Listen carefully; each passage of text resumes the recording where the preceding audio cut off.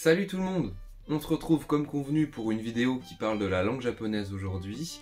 Alors c'est l'épisode 0, c'est le sort d'épisode pilote, on va pas apprendre grand chose aujourd'hui. Juste je voulais un petit peu vous expliquer ce qu'on allait faire du coup cette année, comment on allait apprendre la langue en fait ensemble. Là cette vidéo sortira dimanche ou lundi. Et le lendemain de cette vidéo, du coup le mardi ou le lundi en fonction d'où sort celle-ci, il y aura le premier épisode. Donc vous inquiétez pas, ça nique pas une semaine de révision.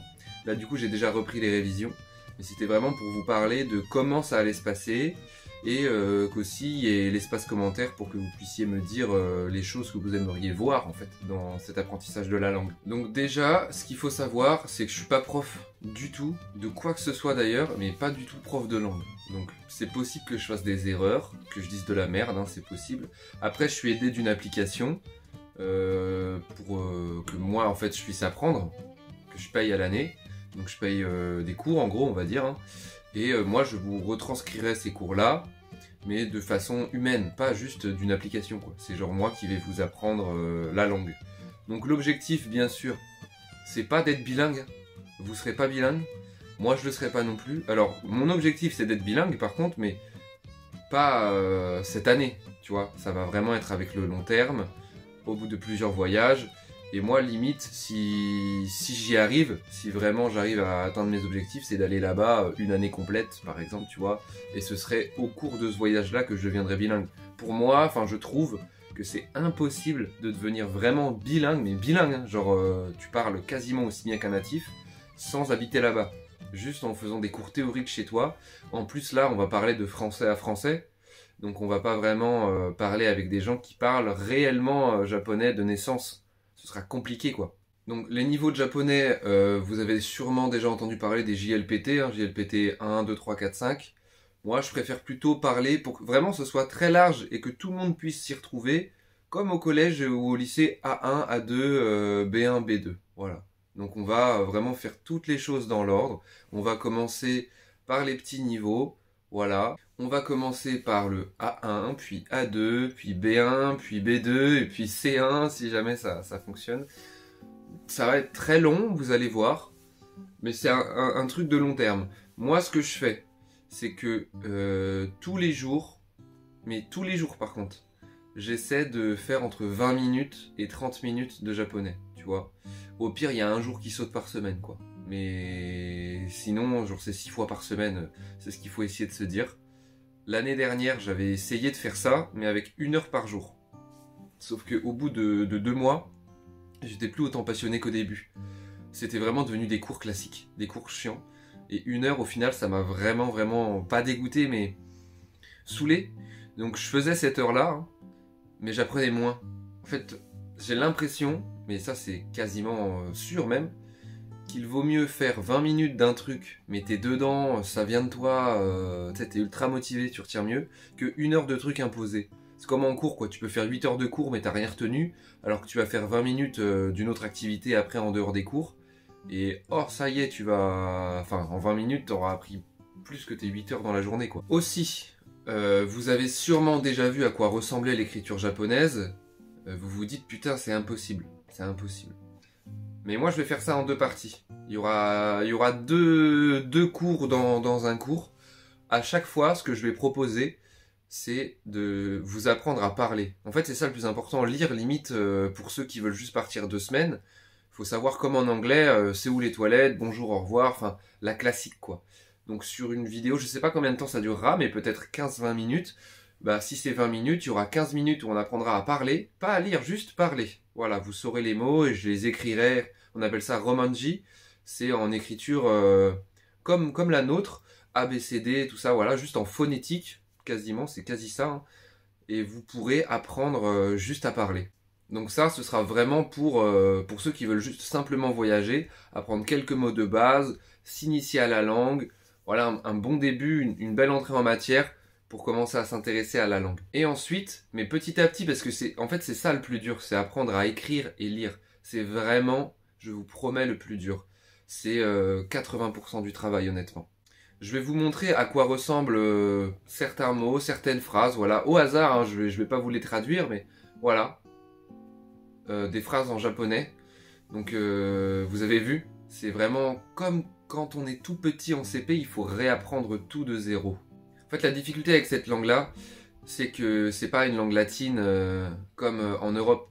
Par exemple, pour apprendre l'anglais, on est français, on peut lire en fait déjà, tu me mets un texte en anglais alors que je sais pas du tout parler anglais, je vais me dépatouiller, j'aurai pas l'accent, j'aurai pas forcément la bonne prononciation, mais j'arriverai à lire les lettres. En fait, je vais comprendre ce qu'il y a juste en termes de lecture, quoi. J'aurai pas un charabia devant moi, alors que le japonais, je vous mets ça devant vous. Voilà, si jamais, bon, si vous êtes déjà bilingue, tant mieux. Mais si vous n'êtes pas en capacité de lire ça et vous avez jamais eu de notion de japonais avant, ben là, c'est impossible en fait. Vous comprenez pas, c'est juste des dessins limite. Donc voilà, si vous voulez juste voyager, enlevez-vous de la tête le fait de savoir lire, écrire. On s'en fout, on s'en fout, on s'en fout. Surtout que maintenant, vous avez de la chance, si vous voulez partir à partir de maintenant, il y a de plus en plus d'écriture en anglais au Japon. Déjà, il y a eu les Jeux Olympiques qui ont fait que les gares se sont, comment dire, anglicisées, voilà. Ont eu plus d'écriture en anglais sur les panneaux, plus de traduction. C'est pas le cas de partout, hein, mais si vous voulez aller à Tokyo, dans les grands endroits très touristiques, la plupart du temps, vous serez pas embêtés. Les gens, à chaque fois, je dis qu'ils ne parlent pas du tout anglais. C'est vrai, en vrai, ils ont des grandes difficultés à parler anglais là-bas. Mais il y a toujours des jeunes qui sont en cours qui parlent anglais, et puis c'est pas 0%.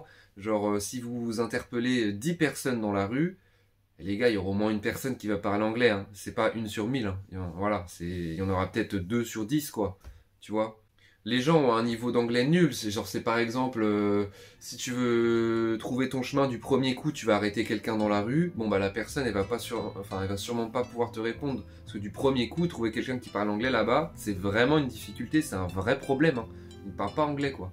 Mais si tu interpelles 10 personnes, je vous promets, c'est sûr, ça va parler anglais. T'arrêtes des gens de mon âge, 23-24 ans, bon bah voilà, ils sont à l'école, ils apprennent l'anglais, hein, vous inquiétez pas. Donc ensuite, dans ce que je disais, on va apprendre dans un premier temps les petits mots de vocabulaire classique, comment dire bonjour, au revoir, se présenter, dire son prénom, sa nationalité, voilà, faire une petite conversation.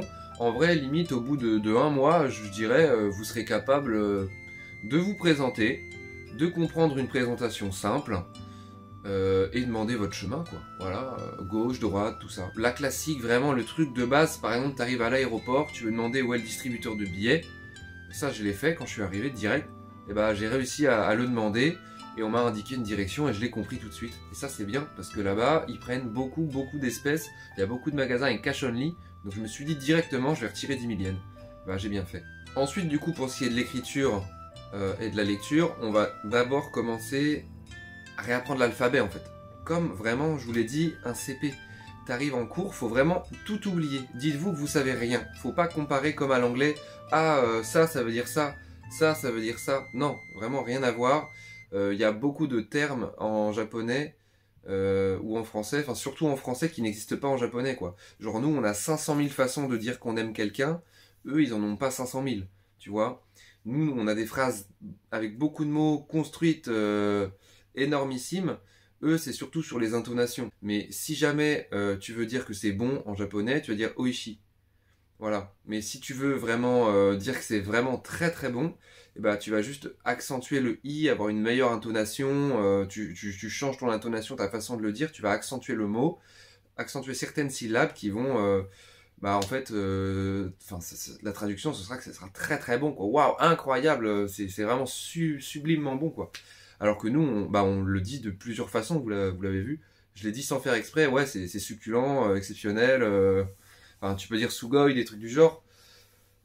Mais la plupart du temps, tu vas dire oishi et puis tu vas juste faire oishi. Enfin, voilà. Accentuer les syllabes. Du coup, l'alphabet, il y a les hiragana d'un côté. Il y en a plusieurs, alors ça va faire peur. C'est pour ça que je dis que c'est vraiment 80% du travail. Les hiragana, voilà, je vous les présente. Il y en a 46 différents.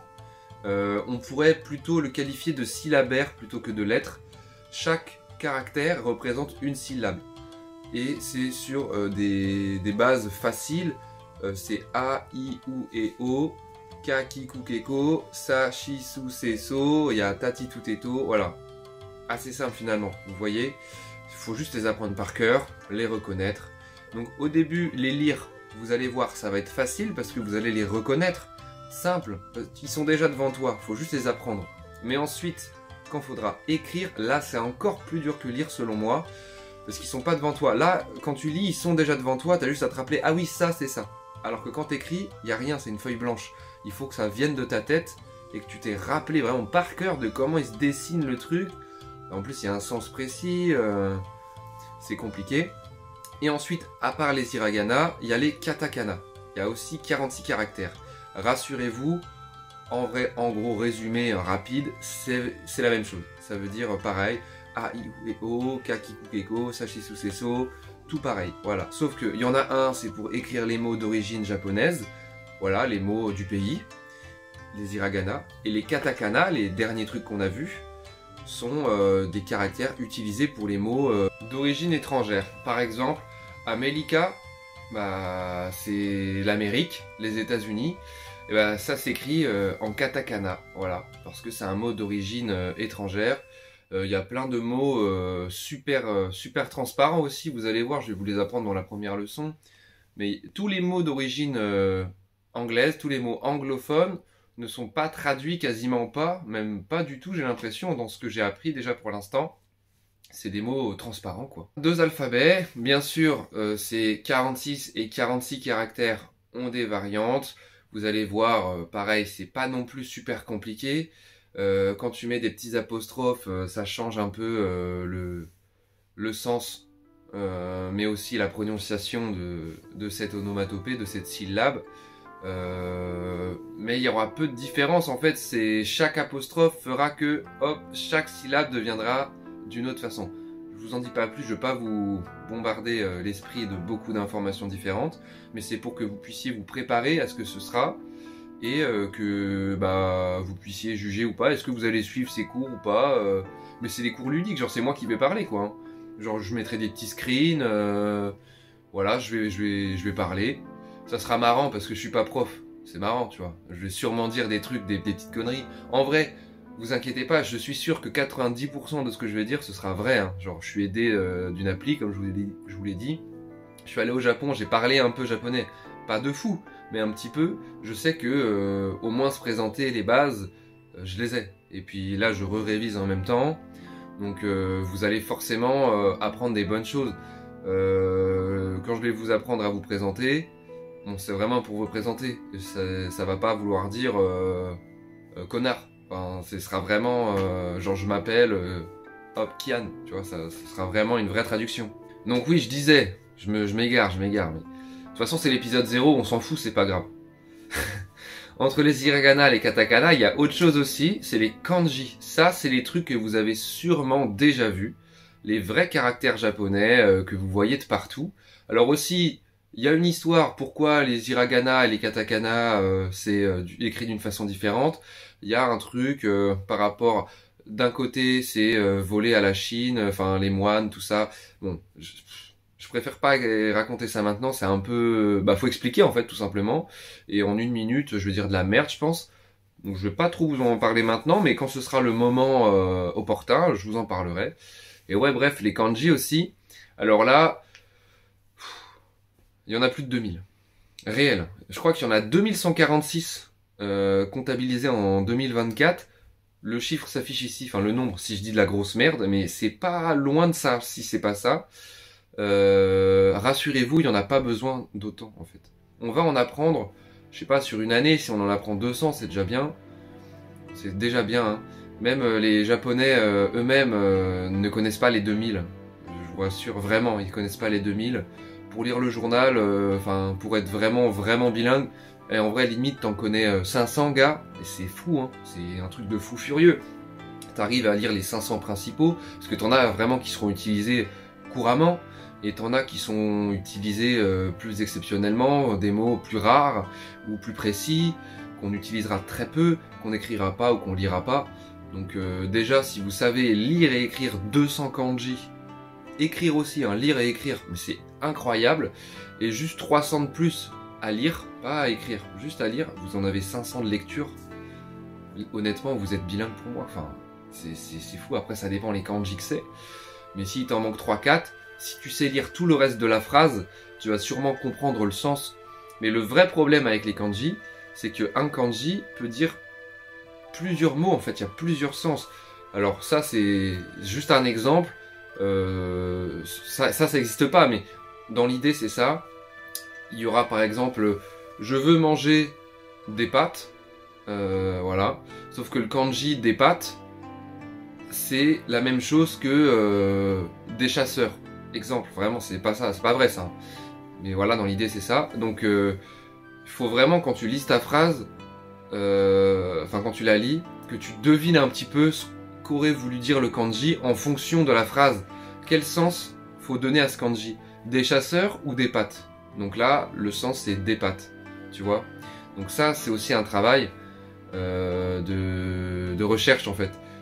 C'est pas comme l'anglais où il te manque juste un mot et tu peux comprendre le sens. Là, par exemple, il va te manquer un mot et le kanji, sauf que le mot qui te manque peut déterminer le sens du kanji. Ah bah là, c'est compliqué, quoi. Après, c'est rare les mots vraiment qui ne veulent rien dire entre eux, ou c'est... Enfin, tu comprends en fait, machinalement, que ça, c'est bah, tu veux manger des pâtes, gars, tu vois. C'est évident en fait. Mais il y a des petites subtilités, c'est marrant en fait. Donc voilà un petit peu ce que j'avais à dire. Hein. Donc oui, ça va se présenter comme comme là, petite vidéo face caméra, on verra ma gueule, ce sera marrant. Toutes les semaines. Si je peux en faire plus, je ferai plus, hein, j'aimerais bien. Hein. Vous, je vous ferai un petit résumé de ma semaine de cours, en gros, toutes les semaines. Et puis au bout de quelques mois, quand vous partirez au Japon, bon, si c'est dans un mois, je pense pas que vous aurez appris grand chose. Puis au pire, vous regardez les autres vidéos. Moi, je vous conseille limite de noter en même temps. Je sais pas, je vais vous apprendre Konnichiwa. Hop, bah tu vas l'écrire quoi. Après, il y a des intonations que j'ai pas, sûrement. Genre pour Konnichiwa, ça se trouve, il y a une intonation différente en fonction d'un vrai prof qui va t'apprendre à le dire et moi. Mais en soi, le mot, vous l'avez. Et si vous le prononcez à un japonais là-bas, il va comprendre. Il va comprendre, c'est sûr. Donc voilà. J'ai envie de faire des cours pour débutants, quoi. Des gens qui commencent de zéro. Parce que véridique, je suis dans la région Bretagne. Hein. Je suis vers Rennes. Il n'y a aucun prof de japonais là. J'ai cherché des profs particuliers. Pas à école, hein, profs particuliers.